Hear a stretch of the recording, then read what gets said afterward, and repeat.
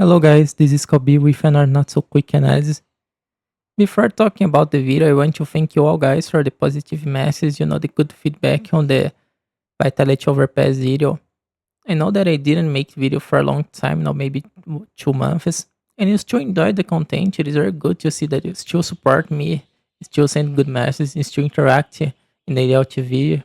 I think that is very pleasant to have a positive, a good community on our game on CS2. It's very good to see this. Very awesome. And before specifically talking about Astralis and Saint, that is something I also want to talk about. Because Astralis has a ancient on multiple lineups, on multiple rosters that are very good. It is a staple map for the organization. If you see Astralis, you think about the ancient sometimes. Just to give an idea on how well they play this map, on HLTV, on the ARG history, they played 149 times this map. They won 95. This represents a win rate of 63.7% in the ARG history. So it is a lot of good ancients throughout their history. This specific lineup with Huxi, Yabi, PHZ, Ryu, and Ster played 11 times and won 9. So it's not just this lineup, it is the org history that plays a very well ancient. And I really love this because, it's like this methodology of playing the map is rooted deep down on the org. And every single team they have repeats the same approach. Not the same strategies, but the same way to play the map, the presence, it is magical to see. And I don't think many teams have this. It is very few teams that have a map that it is connected to the org, not to a lineup, but to the org. So regardless if it was Device, BlameF, Magisk, XPY, whatever, they play the map, they play well. Moving on to the profile. This time on this video, I almost swapped the order, the T from the CT, because since Astralis pick Ancient, the first half they're forced to play ST side because our team gonna choose CT to play. So they play an excellent T side and a very powerful T side, winning leads as 8-4, 9-3, so they always have a good lead. And when you have a good lead, you have the freedom to play a high risk, high reward scenario. That is playing the aggro play style on the map. So something that we're gonna see on the CT is that they have no regards. They will punish the Ts, make 2 players rotate on the mid side, go very deep on the bottom of the map, control this part of the map. And not just because it is a good tactic, but because it punishes a lot of the Ts. And when you're punishing the Ts, you kind of snowball the game. We saw this during their last ancient they played. It was against Foot.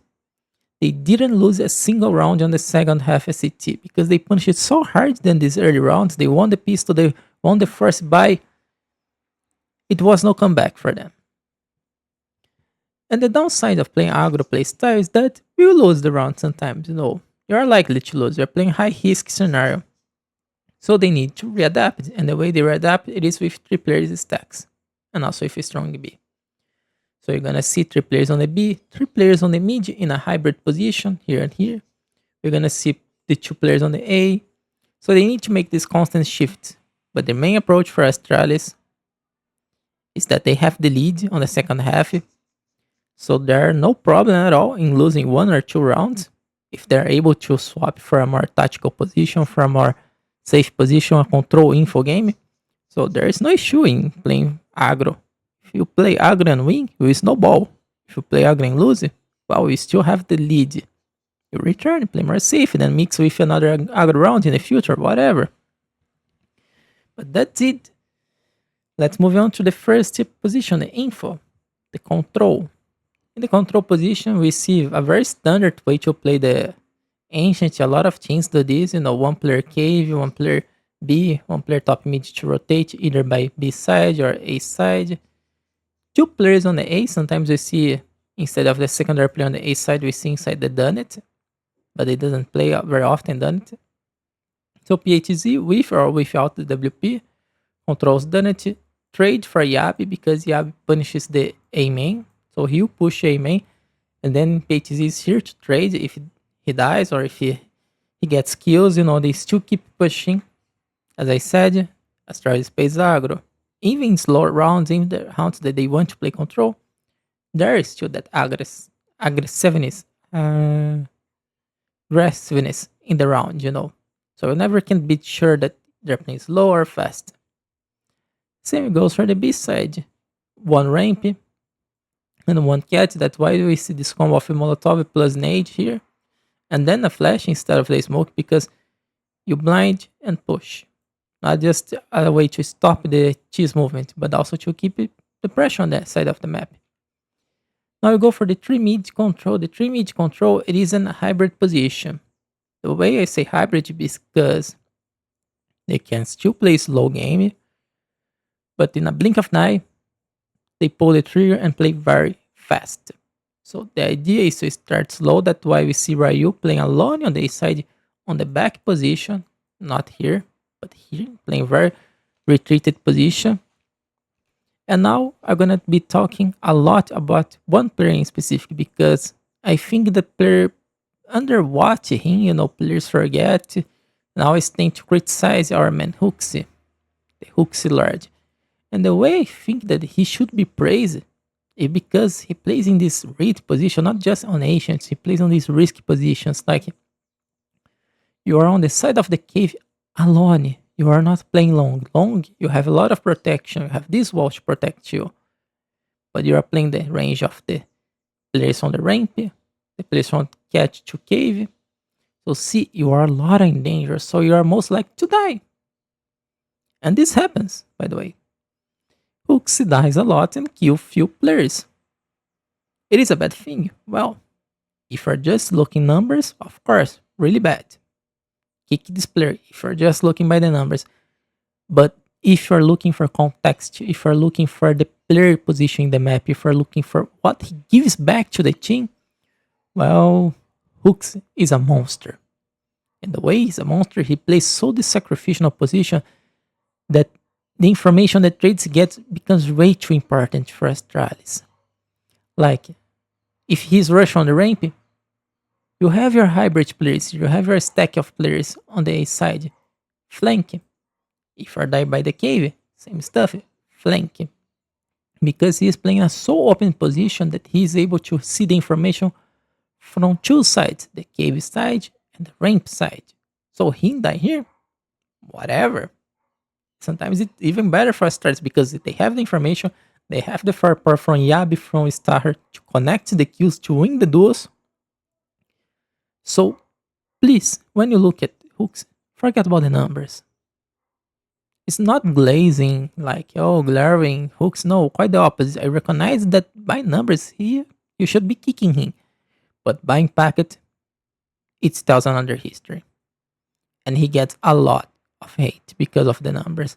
Because what will happen is that someone won't even watch the game. But you look there, like, Hooks, 3 kills, 17 deaths. And I know if you show this stats for someone, for every single player from Ace, 3 kills, 7 deaths, I will call him a noob. But the reality is another. So please, watch the games, not just the numbers. And I think like this, like a person that really likes stats. The old name of this YouTube channel, the old name of my Twitter page, it was CS2 Statistics. I like statistics, I like numbers. But I recognize that just numbers tells half the history. Okay? Mid aggro.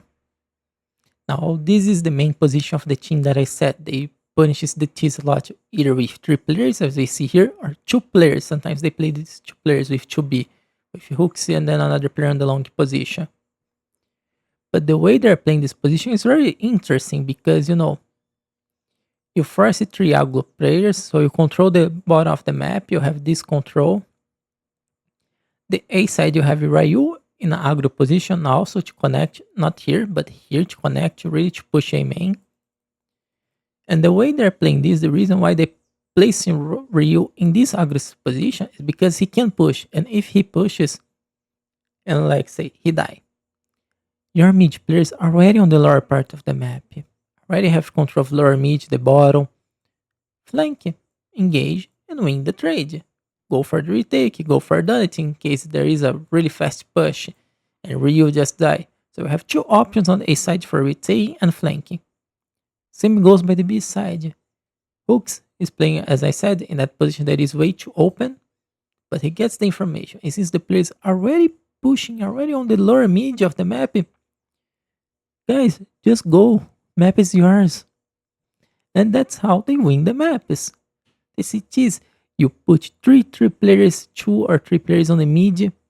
They get the kill on the lower mid here, in the bottom mid. And they're good for a goal. You know, you have the advantage, man. You have the 4v5, the 4v3, whatever. You have one player advantage. And then you make your game work around these advantages. And since they're playing in a tight economy, you know, like with MP5s against some Galeos, against some Tech 9s, whatever, there is always hard to keep up the pressure against them. For the last position, CT, a more standard one, 3B setup with the WP. PHZ WP covering up ramp, hooks on the long also covering up the ramp. Ryu now on the cave position, since they forget about the A side. The reason why they forget the A side is because Star, it is inside done it. So if the T's are pushing A main and quick planting, Star has this beautiful line. I will just swap the colors, maybe red. Oh, blue. He has this beautiful line right here. With this beautiful line, he is able to counter the plant alone. Because what the CT is gonna do, the T is gonna smoke here, this part, and he should travel the smoke. Maybe he gets a kill, maybe do some damage, but he's there to cut the rotations.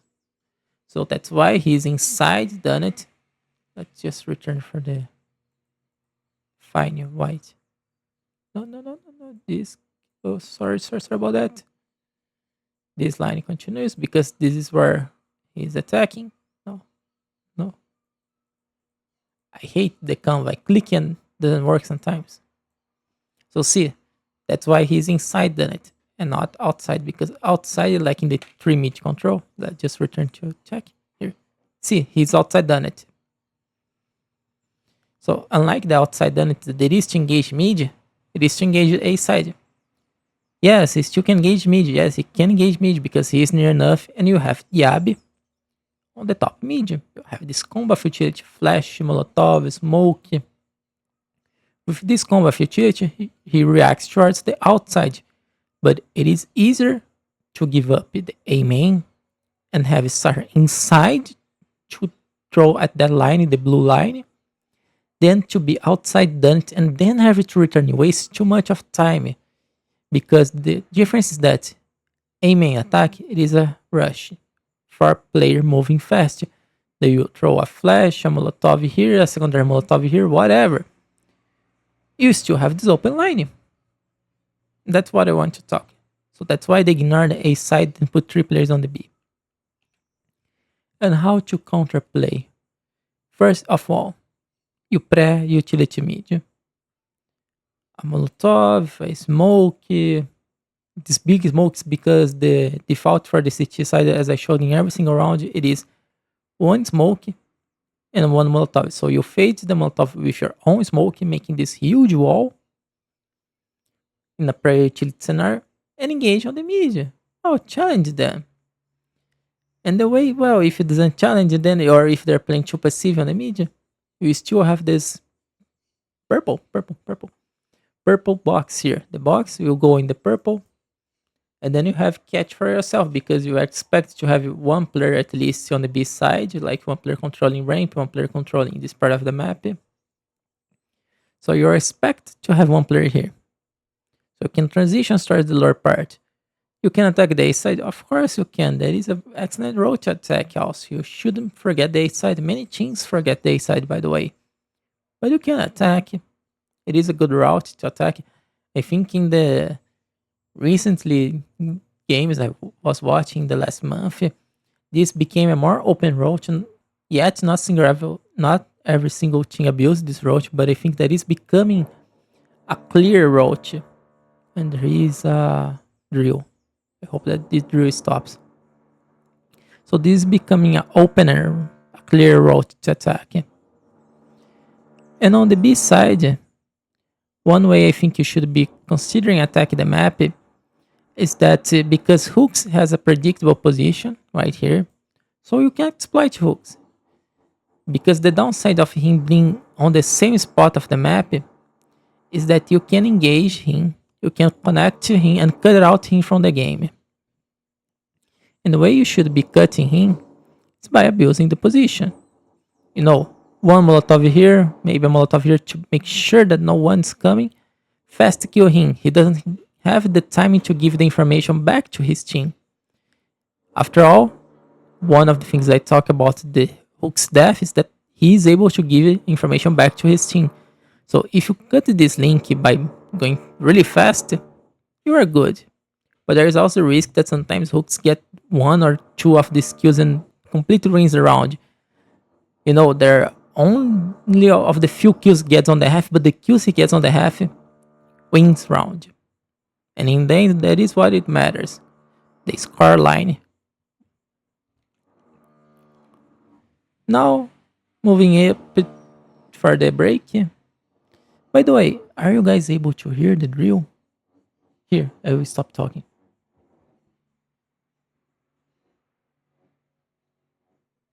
Now the drill stopped. Oh my god. But please, subscribe to the channel, like the video, share with your friends if you learn a new tactic, if you thought it was cool. Write a comment.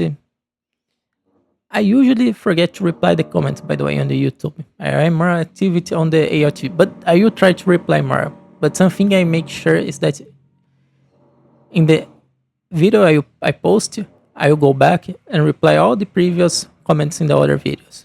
That's what I'm doing. Okay, and we are almost reaching the 500. I know that I am talking about this in other videos, that you are almost on the 500 subscribers, but it is because I wasn't being consistent on the uploads, you know. I was uploading one video 1 week, and then another week, and then I will be more than 1 week, then I will upload. But now with the new schedule, with the batches of the mushrooms being slower than it was in the past, I'll be uploading more frequently, so you're gonna see more videos. And that's it, guys. Let's go for the T side. T side, even though Astralis wins a lot, they play very simple. I don't know why the teams have so much trouble to counter them. I saw the Spirit game that they played, it was 13-7. The foot was 13-4. If not wrong, Spirit was 13-7. And the way the other teams are playing the CT against them, it was like Shiro, a WP in some ridge spots. Foot giving them so much space on this lower part of the map. I don't know why. Maybe this is one of the things that me that just watches the game, that doesn't really play a lot. Look, I'm not pro. I'm average on the game, being really honest. I know that I'm not bad, but I'm average. I was level 19 on the Gamers Club, not level 20. That would be like a face seat level 10, but you know, I kind of understand the game. I kind of know how to play. But why the hell give too much space? I don't think that it's really hard to counter this space. And once again, this falls on the things like, whoa, it is easy to talk, it is easy to say, it is easy to analyze when the game is already finished. But during the game may be completely different monster, and that's why I have this twisted vision. Anyway, let's talk on how they play. They do this control, and that's it. Controller mid is split 2 players on the cave, split 2 players on the ramp. As always, 4 players in attack on the A side, also on the B side, some mid control. But the way they're gonna play the map, it is to control here. 2 players on the lower mid, transition this control for this region of the map, I'll just erase or make a different color. Here, this yellow looks nice. So see, 3 players or 2 players on the lower mid, the 1 player on the ramp, and control all this region. With this control, they will snowball the round. They really gonna do the snowball. Foot had a lot of issues trying to control the snowball. But once they have the time and the freedom to do this one, it is game over. FaZe, same stuff. I saw FaZe and it was painful to watch FaZe trying to play against this T side of Astralis. Mid control. Let's just discuss this purple smoke because I always run the same colors. Now you guys see that I have some kind of talk with this, the blue, the red, the white. Are always the same size, but the color size is different because it is happening something. Here, what is happening is that the CTs throw a Molotov here in the position of the smoke. So we have a Molotov here.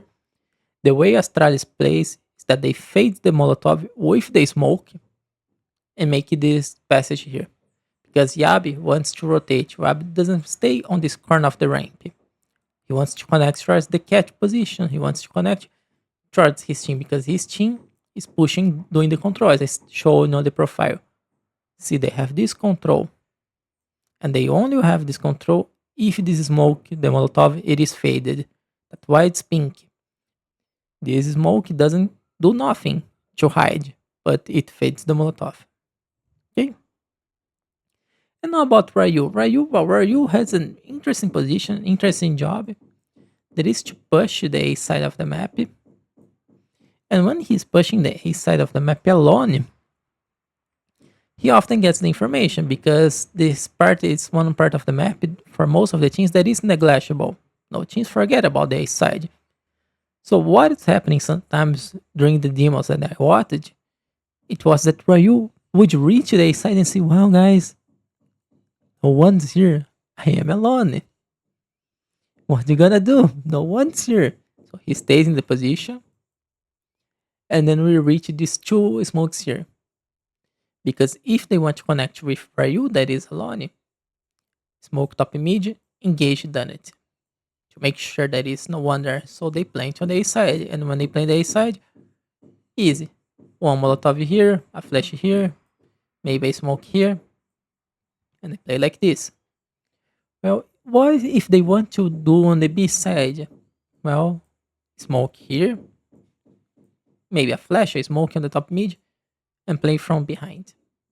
Because Hooks, Yabi is alone. So Yabi will play alone in this part of the map. Then we reach the second position. Almost the same methodology. We'll control the lower part of the map. Full control from the cat position. And with this control, we will split 2 players on the catch, 2 players on the ramp. So see how important this part of the map, Let's just make it. Not yellow, I want another color. Green, no, this map is green. Purple. This purple here seems like a nice color. So see, once again, every single time, every single moment that Astralis is playing the map, they focus this region. And that's why you should counter. I will be talking this during the counter play, but something that was very hard to watch is that Spirit has Dunk. Dunk has the skill, the firepower, Dunk has everything to go out of this position, go on cave and kill everyone. And yet, it feels like he was playing with some shackles. Painful to watch. But Cat Ramp is that they control, they secure the position, and split. Always 2 players on the cave, 2 players on the ramp. Maybe Starher stays alone to do the lurker position, to avoid the A player, to avoid the mid players going on the flank, on the backside. But he stays there. A attack, another very interesting position. This is a very good take that Astralis has on the map, and I do like, because we see PHZ alone with the WP, so he controls the pit position, he can control top mid position, he can control cat position. And then we have hooks. Hooks is playing like a support. So PTZ needs utility, hooks is there. PTZ needs to be traded, hooks is also there. And I don't know what actually happens in this team. Because now there is my imagination talking about. But if they, I don't know, if they have some vlogs and stuff like that, maybe the Astralis fans know about what I'm gonna be talking and can give me the actual information about this. So if you're really Astralis fans, pay attention to what I be saying. If they do a vlog, please answer to me. Is there any talk about the way PTZ and hooks play, like the communications? Because what, at least for me, that watch the games and doesn't actually follow the team, deep down, there isn't the fandom, the fan base, it's discussing Astralis every single time, like a true fan does, like I actually do with Brazilian teams. Please let me know. Because the way I feel is like PTZ says, hey Hooks, I'm fine. You can go. Then Rooks, alright sir. And then reunites with the pack. This position, that is what really looks like from watching, because he's there doing what PTZ seems like to order, like utility, trade, push with me. And then at one point he'll say, well, Hooks, you can go. And then Hooks will go. Not because he is like it's missing Hooks or anything, no, because he has full control alone. So Hooks can joins the team, joins the attack with this very strong attack with 3 players and then be 4 players and engage. And this is one of the informations that I am always curious, because when I'm analyzing the teams, watching the demos, I imagine what they are talking about. Like, is they're talking about that they feel safe in the position and should be moving? Is there no communication, just synergism between the players? Like, well, you can go back, you can retreat. I honestly think that should be a talk here. That has a talk here. So if you're Astralis fan and they make some vlogs, I don't know if Astralis make vlogs, stuff like that. I'm curious to know, is PTZ and Hooks has some connection? Because it is very well timed, this A attack. And Hooks plays a pivotal role for PTZ to stay on the lower mid alone with the WP. Last position, the attack. They played this position against Spirit. Round 7 or 5. I don't know. But this is one of the prime examples, like you go away, you throw 4 Molotovs, 2 smokes. There is no turning back. There is no plan B. The plan B, it is following the plan A. And the plan A is to plant and win the round. I do like the secondary Molotov here. The reason why I like this secondary Molotov, it is because if the top mid is playing, he either stays on a smoke or he doesn't move. Yes, you can phase this Molotov, yes, but you really want to phase one Molotov and still have another Molotov? Nah, I don't think so. So you are restricted to this part of the map. Either you push the smoke or he stays there. Either way, Astralis has full control of this section of the map. See how 2 Molotovs, one that doesn't, if you look isolated, so then doesn't make sense, but due to the other 2 utilities, full sense. Also, not another beauty small detail is this Molotov here, because this is a position where the CT gonna stop, shoot this wall. There is a wall that you can shoot through and kill players. Sometimes we see a lot of kills happening in this part of the map. And also connect on the players that are pushing ramp. So this Molotov is very good. And then a Molotov inside the bomb side to make sure you're gonna be planted, to make sure that the CTs aren't going to try to kill you. So I do like this position for players on fast position, Hooks with the 2 options of catch room plus cave, or just enjoy the pack. And now, how to play against them? I have a few suggestions. First, and I talk a lot during CT side, please, please, please, please challenge this region. That's why we see a lot of utility. We see, sorry, here. We see 1 age, two nades, one smoke, sorry, one Molotov.